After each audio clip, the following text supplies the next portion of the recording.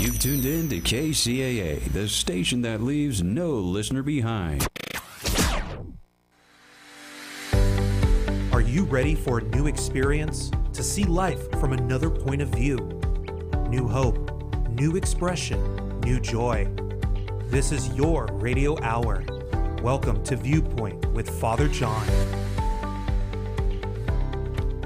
And welcome, friends. You are tuned in to KCAA Radio, 1050 AM, 102.3 FM, 106.5 FM, or on the World Wide Web at kcaaradio.com. This is Viewpoint with Father John, and I am your host, Father John Reed.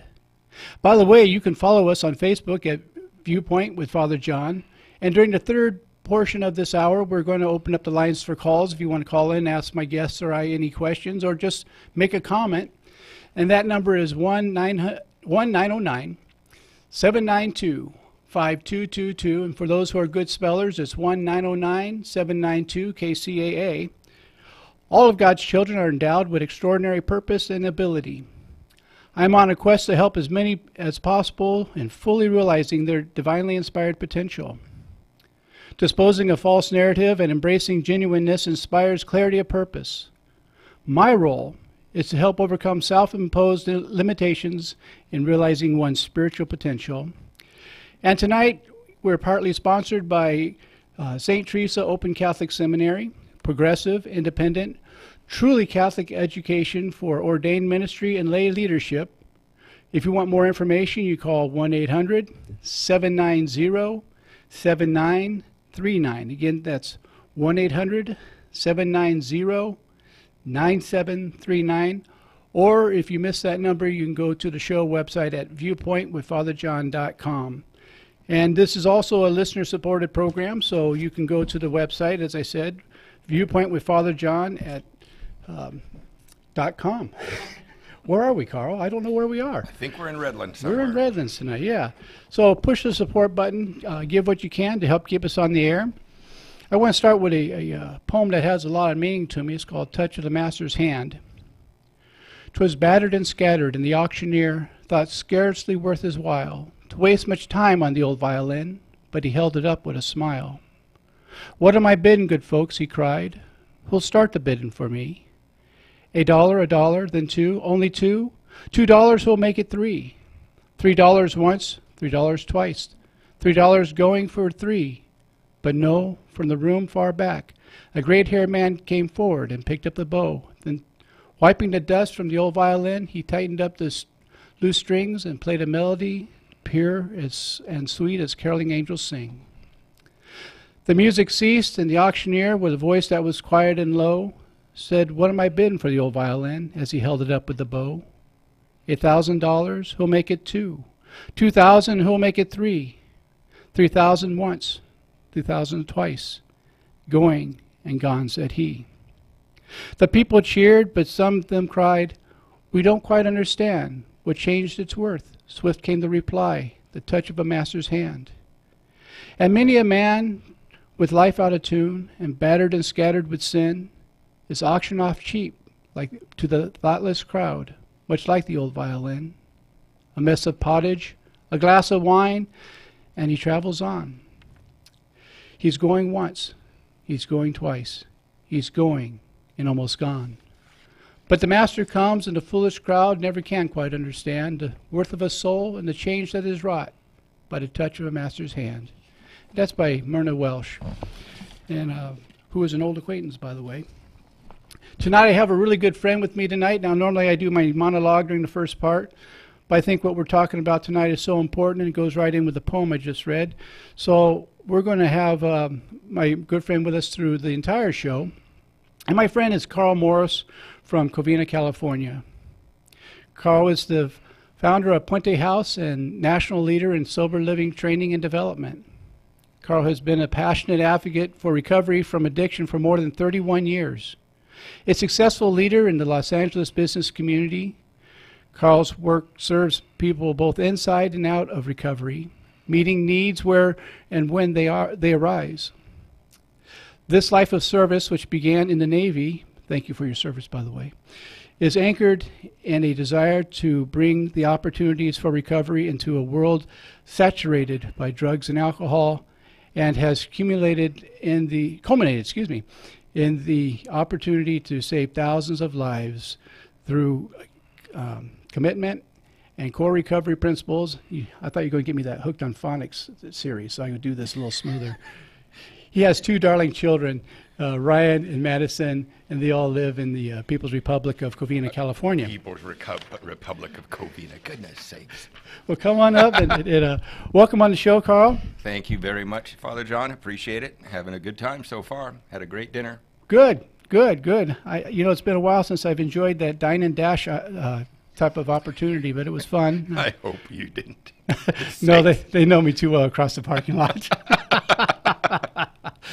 And reason I have Carl on tonight, there's a lot in the news these days about addiction. And there's a lot of theories, and there's some good information, there's some bad information. I know that Senator Warren this morning was on a talk show where she was trying to allocate money for treatment. But what is treatment?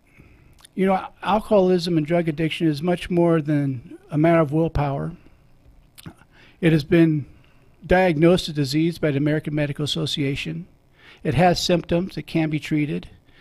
And in my view, it's not just a physical and emotional problem. I see it as a spiritual issue. And when it comes to sober living and treatment in this area, Carl's one of the best in my mind for this, and he's done a good job for a long time, and he truly is an expert in this field. So that's why I have Carl. And Carl, tell us a little bit about Puente House and what your framework is. Oh, you bet. We've been in Covina since 1993, so this July will be 25 years we have been in Covina. And what a quality sober living is that it's a structured living situation for people that are new in their recovery. One of the main problems when people are getting sober is they have a hard time finding a safe place to live, safe and affordable place to be. Going back to where they used to live when they get out of treatment or they get through detox, and going back to where they used to live could be a few different scenarios, and they're all dangerous. Going back to where they used to live with people that were drinking and using, that of course is obviously dangerous. But on the other side, even going back to a family that loves them can also be dangerous. I know that sounds strange, but when you're new in recovery, you obviously are going to have a lot of issues with your family. You have destroyed a lot of trust with the family, and arguments are going to absolutely erupt when you move back in with your parents might have even paid for treatment. But an argument is going to erupt. There are going to be issues that are going to come up, and for the newly sober alcoholic and drug addict, that can actually be lethal. Yes. That they don't know how to handle their emotions, and so they, even in a home where they are loved, they could explode and run out of the house and come up with an excuse to use. So, a structured living situation that is very affordable, such as Puente House, and there's thousands of others across the country that are very well run. Unfortunately, there's a lot that are not well run, but there are many that are well run. Create a very affordable and safe place for them to be. So a place like Puente House has 24-hour management. They do random urinalysis testing and breathalyzer. They go to a lot of 12-step meetings, workshops, recovery functions. They have to live by structured and signing in and signing out and asking permission where they go in the beginning until trust is built up.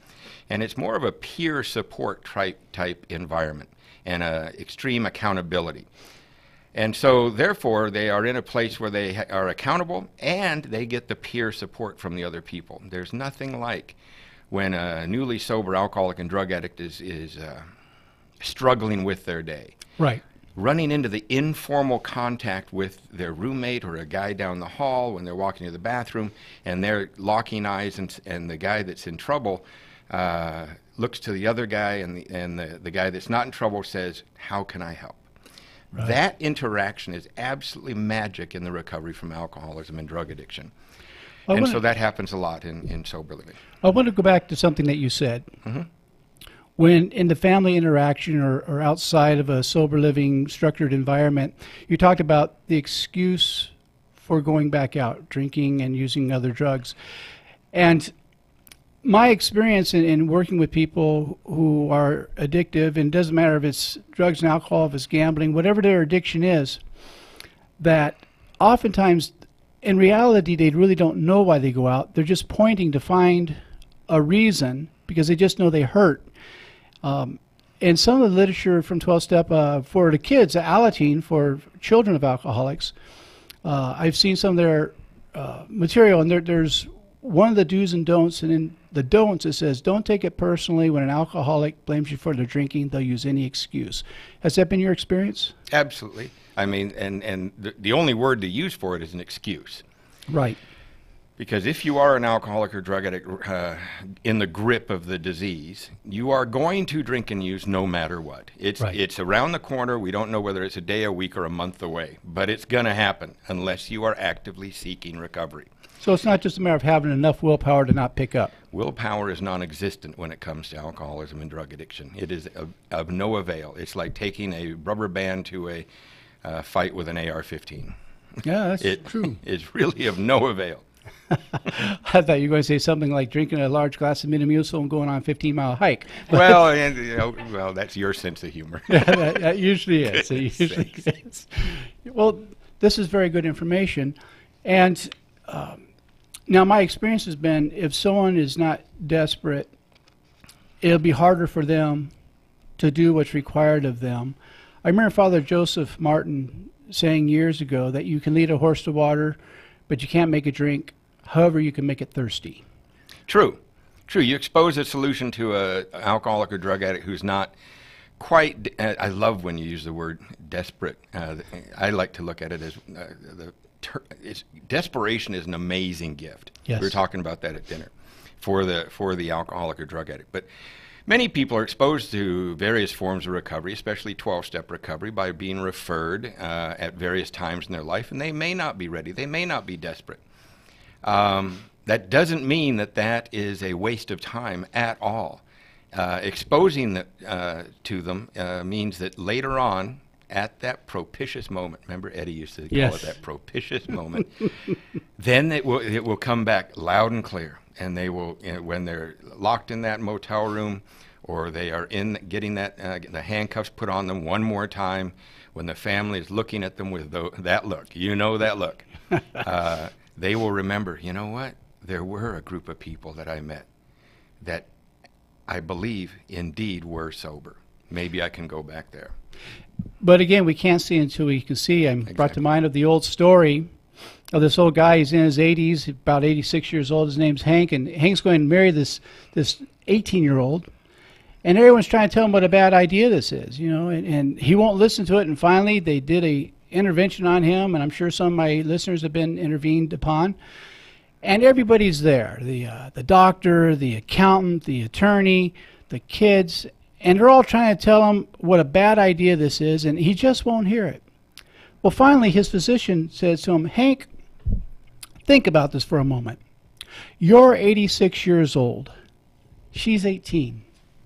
You're going to go out, you're going to have a honeymoon, you're going to have intimate relations, and have you ever thought that with that great margin between your ages, that kind of excitement just might cause death? Well, this stopped him for a minute, and Hank turned to him and said, well, if she dies, she dies. Yes. We can't see until we can see. And when we come back from the break, we're going to talk a little bit more about what it means to get sober, what kind of approaches are there, medical, non-medical, and we got a lot to get in tonight. So we'll see you on the other side of the break.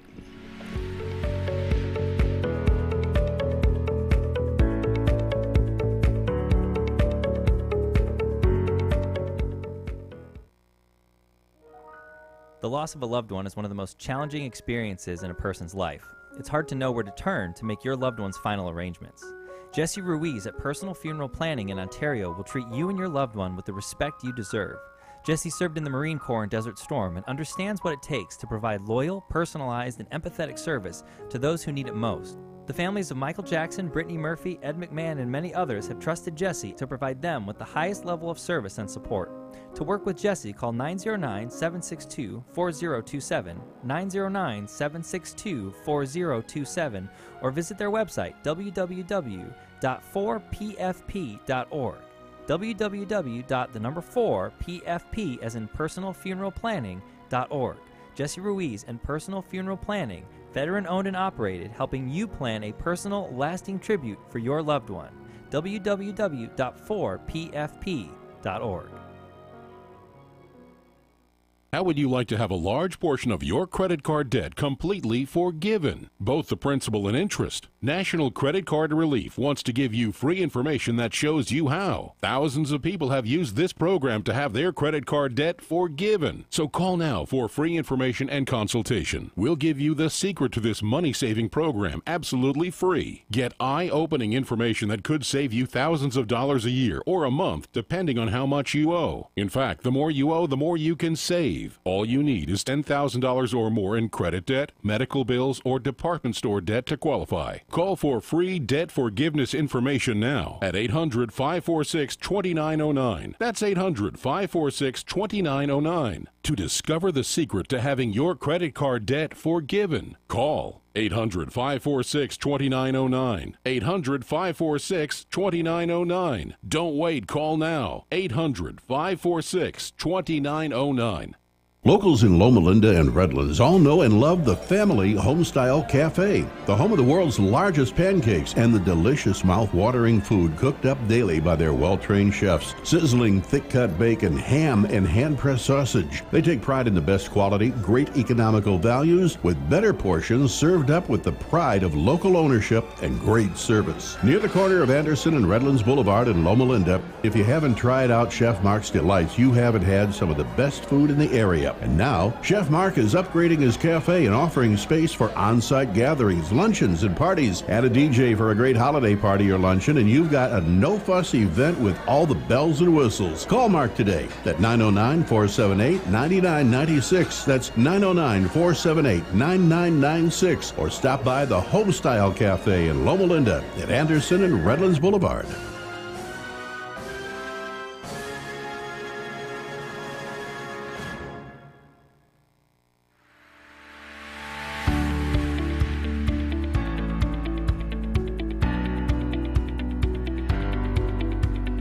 And welcome back. You are tuned to KCAA Radio, 1050 AM, 102.3 FM, 106.5 FM, or on the World Wide Web at kcaaradio.com. This is Viewpoint with Father John, and I am your host, Father John Reed, and I have with me tonight my good friend, Mr. Carl Morris, and we're talking about recovery from addiction, mainly alcohol and drugs. There are many other kinds of addictions, but these are the ones that don't just land you in jail, they land you into the grave. And so it's a very important topic tonight. If during the third segment you want to talk to either Carl or myself, you can call us at 1-909-792-5222. Again, that's 1-909-792-KCAA. And welcome back, Carl. We were just talking a little bit about the problems of denial when we went to commercial break. And what has your experience been with that when people come to Puente House, but they're not quite convinced that they have a problem? Well, we welcome them, just as long as they're willing to follow the rules. Because whether they get it this time or not, we know that if they follow the rules, they will be exposed to what, like we talked about in the last segment, that at some point in their life, the writing will be on the wall, and they will know where to come later. That's not just graffiti. Right, exactly. Okay. And so, but then at the same time, we've had a lot of people over the years come in not surrendered, kind of defiant, openly saying, I'm just doing this because I have to, because some sort of outside agency is interested in monitoring their behavior, right, if you will.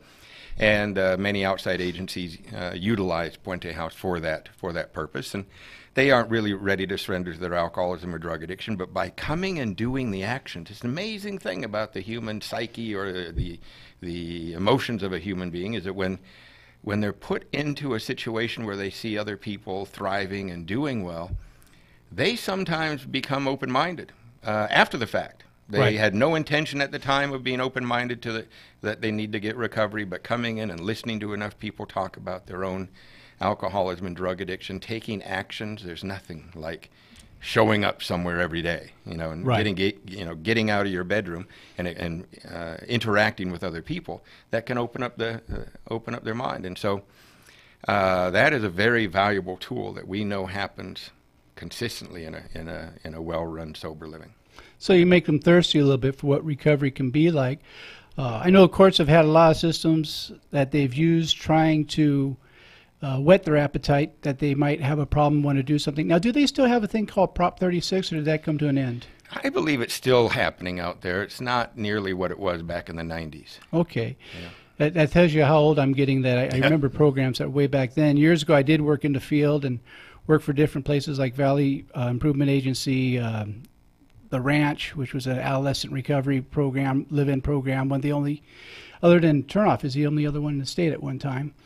And so going back to that, you know, sometimes people make the mistake of thinking that you have to be old to be an alcoholic and or drug addict.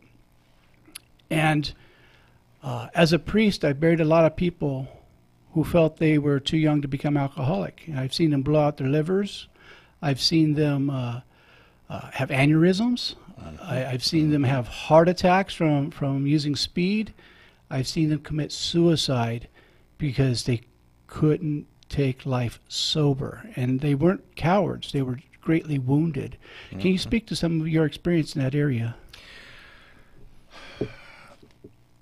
The real definition and the real symptoms of alcoholism have nothing to do with age or what you've destroyed or what you've lost in your life. It has to do with what happens to you when you drink, and then also what happens to you when you don't drink. Right. It's sort of this double-edged sword that can't drink successfully, because if I have an alcoholic body, it means that I crave more alcohol the more I drink, which is really bizarre because you're sipping on water there. And I guarantee you're not going to, by finishing that cup of water, later on going to go try to get a case of water and lock yourself in a motel room. You're not going to do that. Right. But an alcoholic who triggers that physical allergy then is damned to drink more. Yes. Then they get too sick, too broke, too tired, and they stop. Right. But then this restlessness, irritability, and discontentment comes up, and the frustrations of life, and they just can't seem to quite be happy, mm-hmm. and the spiritual sickness sets in now. And then all the guilt and remorse from the last drunk comes in. The pain and suffering that they have caused others and themselves starts to really weigh heavy, and they have found no other tools for living, so bang, they trigger right back to drinking again. So they're caught in the vicious cycle. That can happen at 16, that can happen at 60, and so it does not matter. And so when we talk about age or the obvious outward symptoms of alcoholism, I like to compare it, you've heard this before, compare it to pregnancy. Just because you're 8.5 months pregnant now and it's showing a lot, it right. doesn't mean you weren't pregnant right after conception, right? That's right. So that's right. It's just showing more. That's right. Well, you know, you mentioned alcoholism as a spiritual disease, and I've seen a lot of people in the church world, and I'm not knocking the church world. It has its place, obviously. It would be strange for a priest to be knocking the church world. Yeah, well, it has its moments. We've had a little trouble with society the last few years, you might say. Yeah. But one of the things I hear from some of these churches that say they only need a one-step program, Jesus, and if you're religious enough, then you won't need anything else. And I think you've heard me say in the past at different shows and stuff that my approach of religion and spirituality is being religious is us trying to show God how good we are. Being spiritual is letting God show us how good he is and enjoying the love. He, she, it, whatever your definition of God is. So is it more than just being religious enough, or tell me about the spiritual disease? Well, I have nothing against religion. I actually think religious practice is a wonderful, wonderful thing to do. It really is a fantastic thing to do in between your activity dealing with your alcoholism and drug addiction. See, if religion could have solved alcoholism and drug addiction, it would have done it centuries ago. Yes. And 12-step recovery would have not been necessary, would it? Because religion would have solved it thousands of years ago, because they've known about us. They've tried to help us again and again and again. Every century they came up with something new to try to help the drunk and the... And indeed, throughout history, every once in a while, and this is I'm taking this from Dr. Carl Jung, Right. Who I'm a big fan. loved to watch about, really subscribed to the idea that a spiritual awakening can solve most emotional and mental and psychiatric problems. Well, he even said at one point that he has always felt, and he told this to Bill Wilson, the co-founder of Alcoholics Anonymous, and I'm paraphrasing a little bit, that he is known that a big part of alcoholism is that great desire, that great sense of separation from God, and that the only solution would be to find that unity with that. Yeah. See, what I had read about what Jung had noticed was that throughout history, every once in a while, alcoholics would have this vital rearrangement of attitudes and ideas, this spiritual awakening, if you would, but he didn't know how to produce it. And so one of the greatest psychiatrists or psychologists of all time knew what the solution for the alcoholic drug addict needed to be, but he didn't know how to produce that. Right.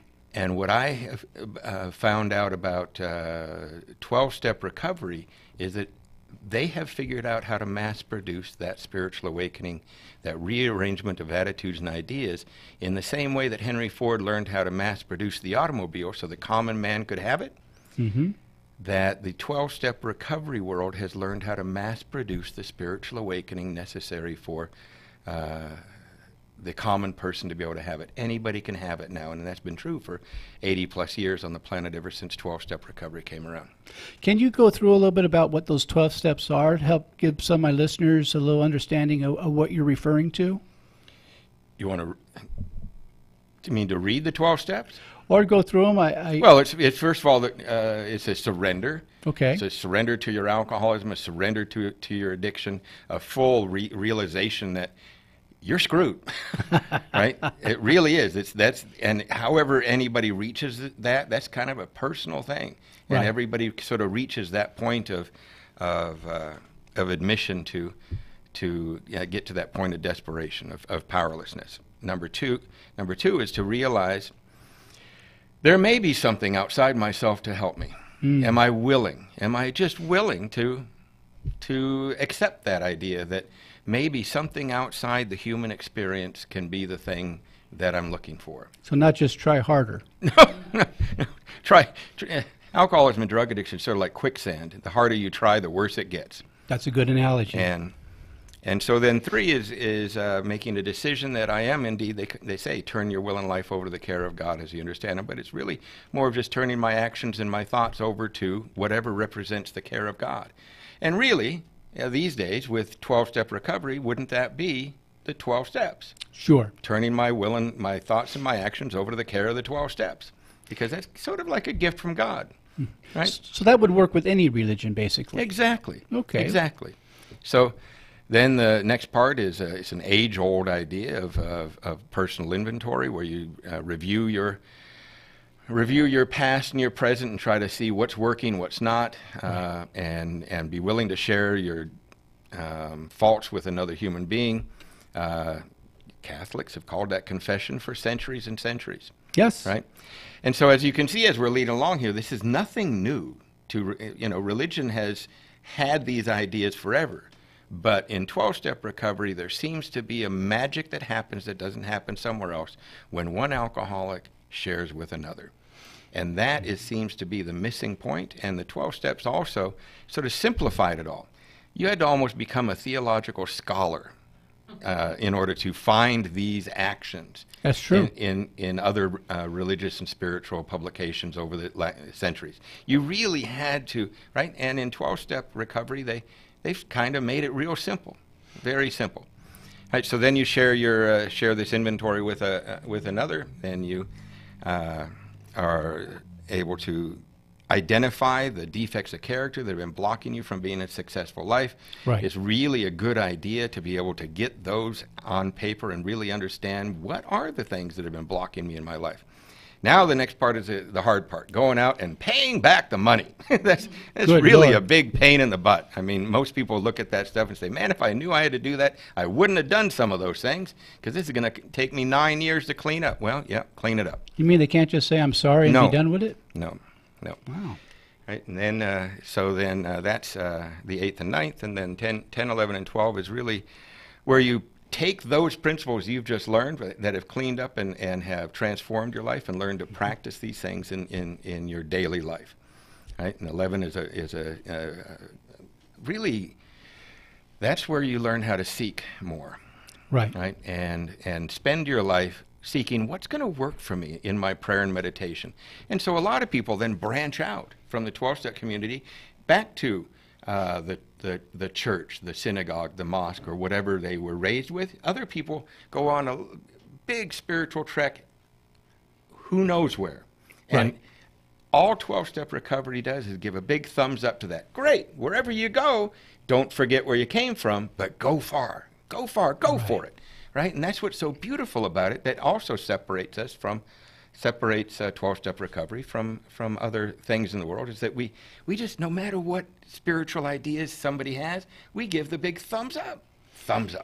One of the things I encountered a number of years ago, I was director of ministry for the diocese, and one of my duties was, they used to call me the vicar of liquor because I handled all the addiction problems for the diocese. So when a priest would show up drunk on the job, or have some other, get a drunk driving or some other problem where his symptoms of his alcoholism are really glaring, I would have to deal with them. And one of the things I found with a lot of the priests, the reason they had trouble doing the 12-step program to begin with is everything that, and you said it well, everything that's in religion is in that 12 steps. And so guilt would come upon them. They say, well, I should already know all this stuff because I'm a priest.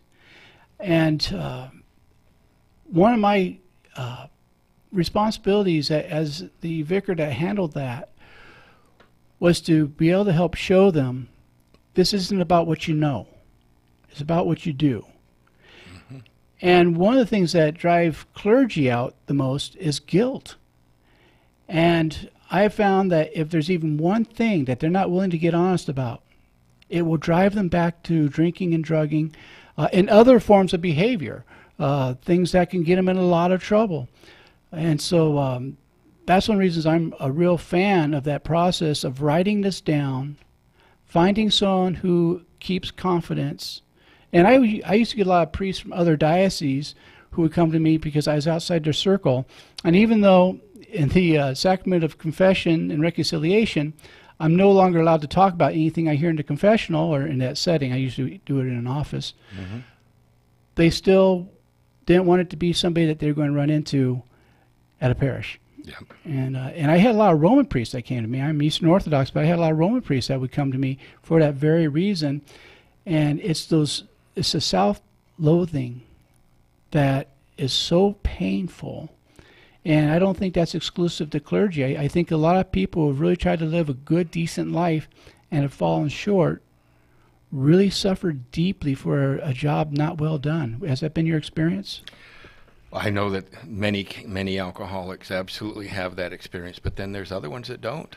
That don't have the self-loathing, but they have the same relationship with alcohol. So it kind of covers all spectrums. But indeed, when you're living the alcoholic life, you can get into situations that absolutely, no doubt about it, can cause self-loathing. There's no doubt about it. But I don't think it's a requirement, especially some of the younger kids, especially with the opiates these days. Oh yeah, that they haven't even lived long enough to get any good self-loathing going on, because they just haven't had, right? So they've somehow become addicted very quickly within about 1.5 years to where they are taking lethal amounts of opiates that quickly without a lot of life experience. Well, on the other side of the break, let's talk more about that. You bet. My guest tonight is Carl Morris, and I'm Father John Reed with Viewpoint with Father John. We'll see you in 2 minutes.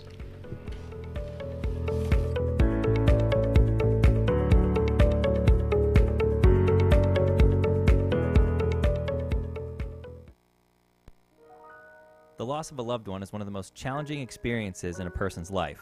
It's hard to know where to turn to make your loved one's final arrangements. Jesse Ruiz at Personal Funeral Planning in Ontario will treat you and your loved one with the respect you deserve. Jesse served in the Marine Corps in Desert Storm and understands what it takes to provide loyal, personalized, and empathetic service to those who need it most. The families of Michael Jackson, Brittany Murphy, Ed McMahon, and many others have trusted Jesse to provide them with the highest level of service and support. To work with Jesse, call 909-762-4027, 909-762-4027, or visit their website, www.4pfp.org. www.4pfp as in personal funeral planning.org. Jesse Ruiz and Personal Funeral Planning, veteran owned and operated, helping you plan a personal, lasting tribute for your loved one. www.4pfp.org. How would you like to have a large portion of your credit card debt completely forgiven, both the principal and interest? National Credit Card Relief wants to give you free information that shows you how. Thousands of people have used this program to have their credit card debt forgiven. So call now for free information and consultation. We'll give you the secret to this money-saving program absolutely free. Get eye-opening information that could save you thousands of dollars a year or a month, depending on how much you owe. In fact, the more you owe, the more you can save. All you need is $10,000 or more in credit debt, medical bills, or department store debt to qualify. Call for free debt forgiveness information now at 800-546-2909. That's 800-546-2909 to discover the secret to having your credit card debt forgiven. Call 800-546-2909. 800-546-2909. Don't wait. Call now. 800-546-2909. Locals in Loma Linda and Redlands all know and love the Family Homestyle Cafe, the home of the world's largest pancakes and the delicious mouth-watering food cooked up daily by their well-trained chefs. Sizzling thick-cut bacon, ham, and hand-pressed sausage. They take pride in the best quality, great economical values, with better portions served up with the pride of local ownership and great service. Near the corner of Anderson and Redlands Boulevard in Loma Linda, if you haven't tried out Chef Mark's Delights, you haven't had some of the best food in the area. And now, Chef Mark is upgrading his cafe and offering space for on-site gatherings, luncheons, and parties. Add a DJ for a great holiday party or luncheon, and you've got a no-fuss event with all the bells and whistles. Call Mark today at 909-478-9996. That's 909-478-9996. Or stop by the Homestyle Cafe in Loma Linda at Anderson and Redlands Boulevard.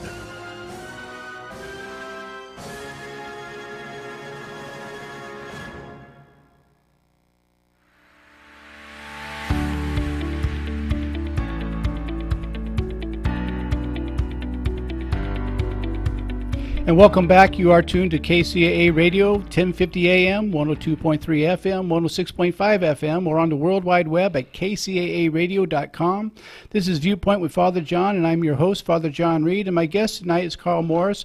And Carl Morris is with the Puente House and the National Institute of, what is it you have all these recovery places? What is this organization? Well, I think you're referring to some of the certifying bodies that I'm a member of. Yes, thank you. Exactly. Right now, Puente House is certified by CCAP, which is the California Consortium of Addiction Programs and Professionals, but we also are part of the National Sober Living Organization, which is a new organization being opened up in the Dakotas and the Minnesota area in order to help deal with all of the problems that some of the sober livings have. Okay. And so it's still a young industry as when it comes down to regulation and certification. It really is. Okay. And so a lot of various organizations are sort of jockeying for position. Mm-hmm. And one of the ones that I'm excited about is National Sober Living Association. So you can see that at nationalsoberliving.org. When I worked in the field years ago, we had a thing called CARA, which is California Association of Recovery. That's now CCAP. Homes. That's now CCAP. So that's what that turned into. That's exactly, and that's the California Consortium of Addiction Programs and Professionals, and that's who Puente House is one of the two organizations that Puente House is certified by. Good. And there needs to be a national standard. There really does, for health and safety and non-overcrowding and making sure that management is trained. That's one of the biggest problems with these types of houses that neighborhoods and communities have, is that they understand in theory the value of them, certainly because there's not one person that does not have an alcoholic or drug addict in their family or close loved ones, and they know that recovery is vital. Somewhere on the radar. Exactly, and in theory, people know that sober living is a very, very important link in the continuum of care for an alcoholic drug addict to get back on their feet.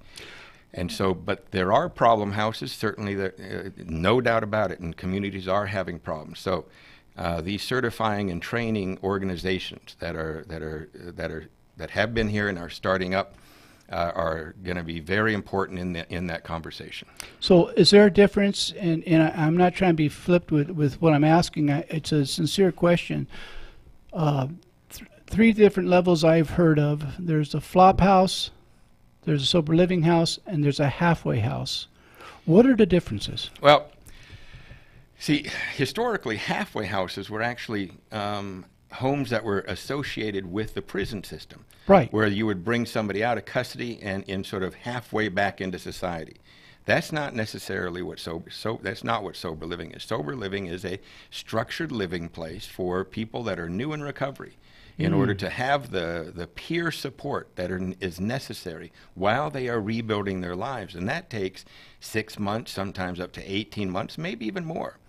In order to rebuild your life. If you take a rowboat 10 miles offshore, it's 10 miles to get back. It's not 28 days and a couple of 2-day follow-ups. Right. So I remember those commercials, by the way. Right. And every reputable treatment center now doesn't necessarily partner with, but they are associated with or have the ability to refer to quality, structured, sober living homes. It brings their success rates up immensely. And so sober livings also work with outpatient programs so that people can be in counseling during the day and sober living at night. Well, for someone who is not schooled in this and is looking for a place for their loved one, how would they know which ones are good or accredited or certified opposed to those that aren't? What are some of the things they should look for? You can go to the websites of the certifying bodies themselves or ask questions. When you are calling the place, ask whether they are certified. Say, can we come and tour your place? Tell us about your structure. How are you going to take care of my loved one? And if they can't give you direct, straightforward answers, move on to the next phone number.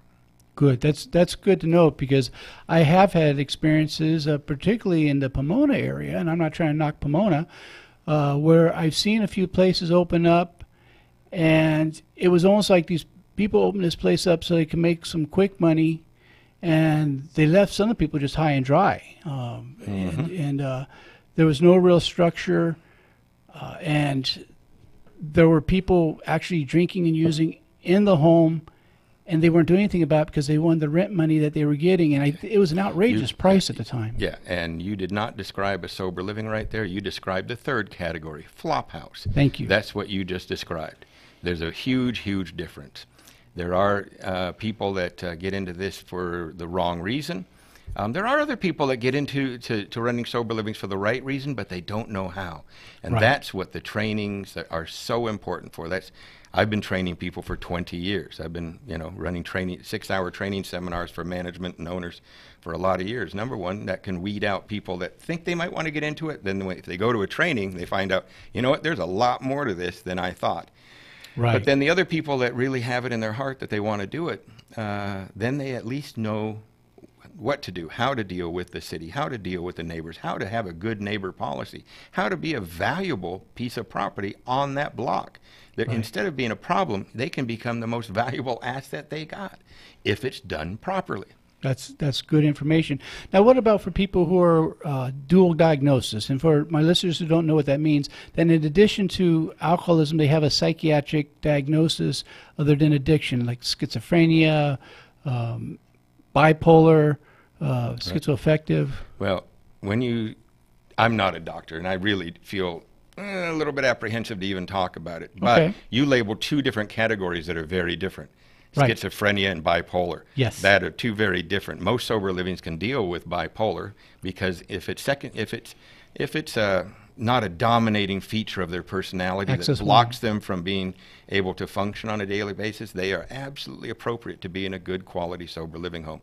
However, there are many other areas where the level of care in a sober living is not appropriate. It's not appropriate for the individual. They're not going to get the care they need. Number two, it's inappropriate for the other people in the sober living. It's unfair because then the management is too wrapped up in the person that can't get through the day, and too many emergencies going on with that. And so, again, this is part of training in sober living, is to identify who is the right client and who is not. Right. So it's not a panacea. Exactly. Exactly. Well, that's good to know, because I've seen some places that under the umbrella just try to cover everything. And with someone who has a lot of psychology background, part of my education is, as you know, I have bachelor's in human behavior. My master's and my PhD are both in religious studies and counseling. So I'm familiar with some of these things. But even with the degrees I have, there's some things I don't deal with because they fall outside my purview. One, I'm not an MD, I'm a PhD, and or a DO. And so I'm glad to hear that in your structure, you know what is in your neck of the woods and what's out in the weeds for you. Exactly. Exactly. And it's important for, that's why, again, that's why training is so important. And it should always be part of any certification process is training, training, training. See, I've known you for, what, goodness sakes, 29, 30 years now. Pretty close to that, yeah. And I know you mean well. I mean, your heart is in the right place. You're a good man. Now, let's say you have a home that you're running a sober living home, and even though I know John Reed is a solid, good man who cares about people and devoted his life to helping people, if you don't have the right training going on with the management of that house, you've got a crack house. So it's so very important that the training of the management is absolutely not overlooked. Right. And I hope that my listeners are really catching how important this is, what Carl's talking about with that training. You don't just stop drinking and using yourself and then open up a quality place for people to come. And it's not just a place to hang out. At Puente House, what would a daily structure be like for someone coming in?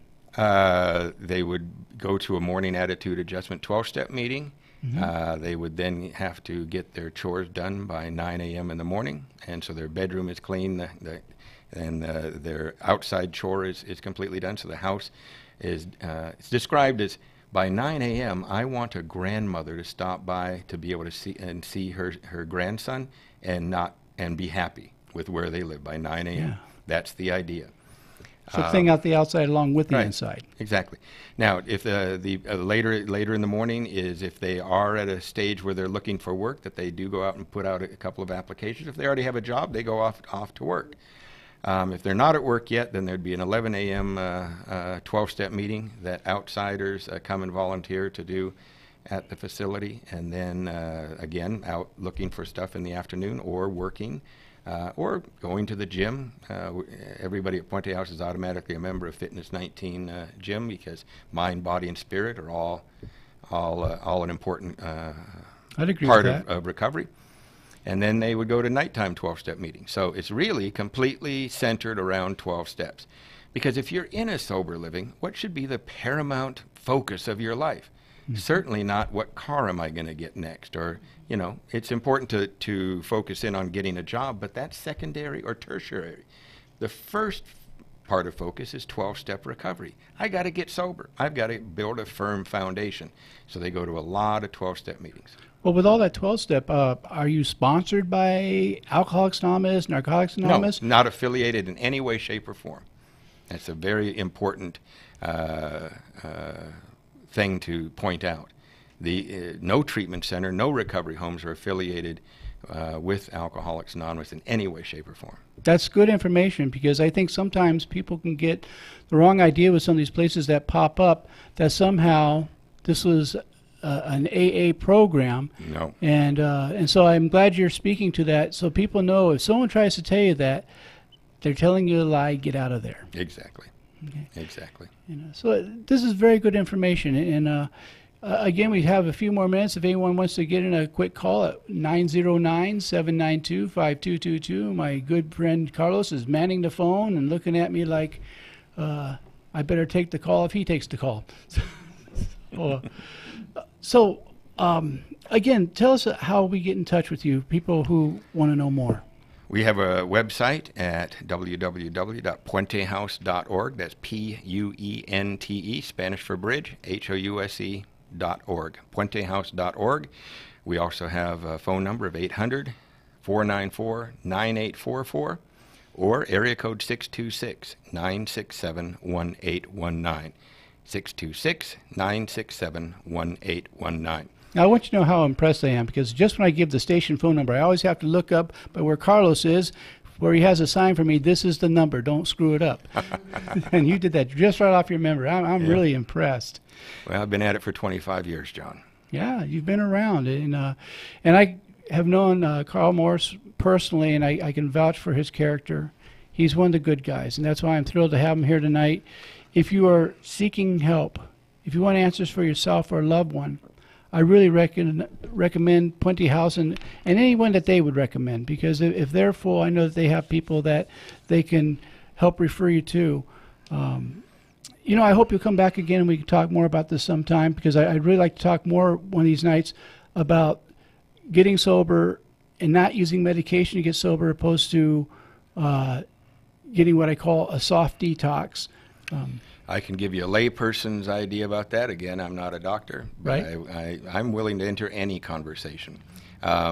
Give me a little notice, and I'd be glad to come. The traffic from Covina to Redlands at rush hour is rather challenging, but yes, hey, it is. I'll do it again, happily. Well, I hope the steak made it a little bit worth it. It was a good steak. It was a good steak, absolutely. Oh, that's really good. Well, apparently no phone calls. We must have answered everybody's questions. well, this is Redlands. They know everything here. That's right. You know, this is where Redland University is. You know, and you know, it's My niece went to Redlands University. See? She just graduated 2 years ago. See, there you go. This is the time to hire her. She knows everything right now. Exactly. That was when to hire me. Was when I first graduated school. I knew it all. You know. Yeah.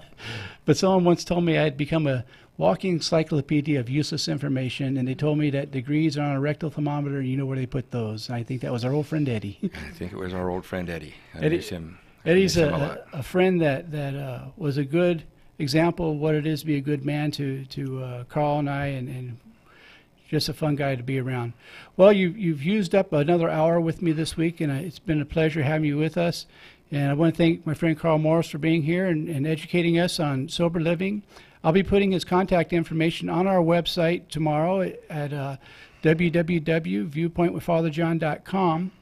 And you can follow us on Facebook as well at Viewpoint with Father John on that social media platform. We don't sell your information to the Russians. We keep You it did pretty local. good at this one just now. You didn't even have to look for that information. You did well. Yeah, I dreamed the inside of my eyelid. Anyhow, it's been a pleasure being with you this week. We look forward to seeing next week. And if you haven't had anyone tell you they love you, let me be the first. God bless. And thank you, Carlos.